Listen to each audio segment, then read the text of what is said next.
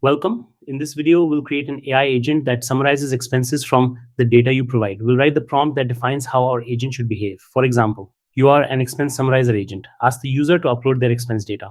Once data is available, ask questions about their spending. Search the file to find relevant transactions, then summarize the results by adding up the amounts.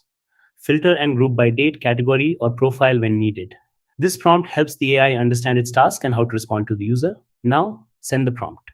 The AI is processing our setup instructions. Done. The agent is now updated.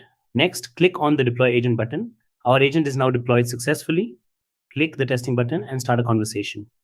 Now, upload your expense file. Here we have a simple file with some sample data. Once it's uploaded, we can start asking questions. Let's try our first question. How much did I spend in September on groceries?